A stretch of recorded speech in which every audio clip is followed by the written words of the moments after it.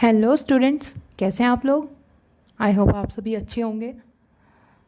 आज हमारा टॉपिक है स्लोप। जो हमने पिछले इक्वेशन में, जब हमने फर्स्ट इक्वेशन डिराइव करी थी, उसमें एक वर्ड आया था। मैं आपको दिखा देती हूँ मैं दोबारा से। Let us check that. यहाँ जब हमने ये फर्स्ट इक्वेशन सॉल्व करी थी, यहाँ पे एक वर्ड आया था स्लोप, जो हमने परपेंडिकुलर अपॉन बेस करके कैलकुलेट कर दिया था। ठीक है, उससे हमारी बी डी की वैल्यू आ गई थी। अब हमें इसी स्लोप वर्ड के बारे में डिस्कस करना है कि ये स्लोप आखिर होता क्या है। What do we mean by slope.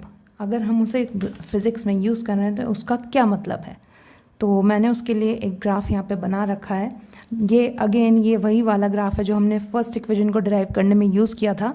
This is a velocity time graph, और हम यहाँ पर स्लोप को समझने के लिए इस ग्राफ को यूज़ करेंगे। यहाँ पे हमने एक कोई मूविंग बॉडी है, उसका वेलोसिटी टाइम ग्राफ ले लिया है, जैसा कि यहाँ आपको दिख रहा है। ये ग्राफ भी जैसा वो ग्राफ था उसमें भी एक स्ट्रेट लाइन थी, यहाँ पर भी ऐसे ही एक स्ट्रेट लाइन बन रही है। स्लोप को समझने के लिए यहाँ पे हमें ये मान के चलना पड़ेगा कि किसी टाइम t1 पर मूविंग बॉडी की वेलोसिटी v1 होती है। वो हमने a से रिप्रेजेंट कर दिया। ऐसे ही कुछ टाइम बाद, मतलब आफ्टर टाइम t2, उसी बॉडी की वेलोसिटी टाइम t2 के बाद उसकी वेलोसिटी हो जाती है ये, यहाँ से आप दिखाएंगे b पॉइंट से, यानी कि उसकी वेलोसिटी v2 हो जाती है। ये दोनों रिप्रेजेंट किए हुए हैं मैंने कि अगर आफ्टर टाइम t1 आप उस बॉडी की वेलोसिटी चेक करते हो ऐसे, तो वो आती है v1, और जब आप आफ्टर टाइम t2 उस वेलोसिटी को चेक करते हो तो वो आती है v2। इसी के बेसिस पे हम एक्सेलरेशन कैलकुलेट कर सकते हैं। एक्सेलरेशन का हम फॉर्मूला बहुत पहले से, जब चैप्टर स्टार्ट हुआ था, सारी डेफिनेशंस वगैरह स्टार्ट हुई थी, हमने पढ़ा था acceleration is equal to change in velocity upon time.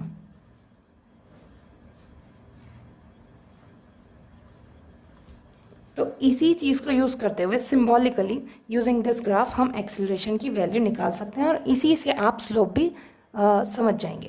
तो एक्सेलरेशन हमारा सिंबॉलिकली अगर हम देखें तो होता है a, और अगर आपको इस ग्राफ के अकॉर्डिंग चेंज इन वेलोसिटी दिखाना है तो आप यहाँ क्या लिखोगे। यहाँ पहले जो बॉडी थी उसकी वेलोसिटी, जो इनिशियल वेलोसिटी थी वो v1 थी, और फाइनल वेलोसिटी v2 हो गई। कुछ टाइम बाद उसकी वेलोसिटी में चेंज आया, वो v1 से v2 बन गई। तो वही आपने यहाँ लिखना है कि हमारा चेंज इन वेलोसिटी को final velocity minus initial velocity.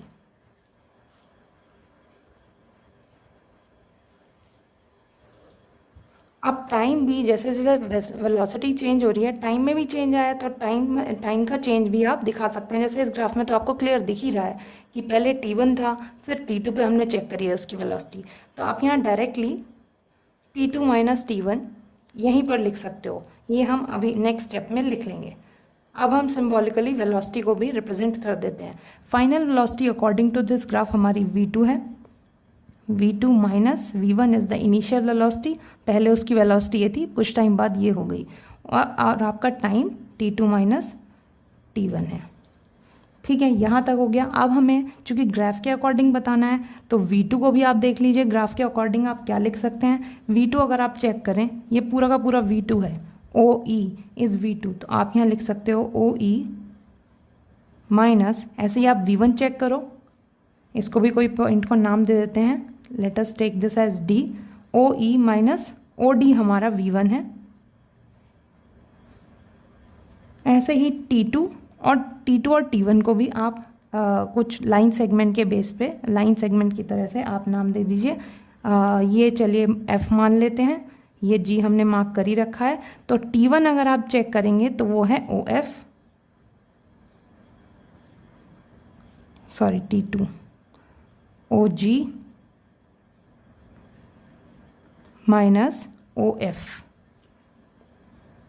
ठीक है, ये आ गया। अभी इसमें हमें और चेंजेस करने पड़ेंगे, क्योंकि जब मैंने आपको वहाँ ग्राफिकली मेथड की हेल्प से आपको v is equal to u plus ct समझाया था, तो वहाँ आपको स्लोप में ऐसे कुछ बताया था, BD upon AD perpendicular upon base करके कुछ बताया था।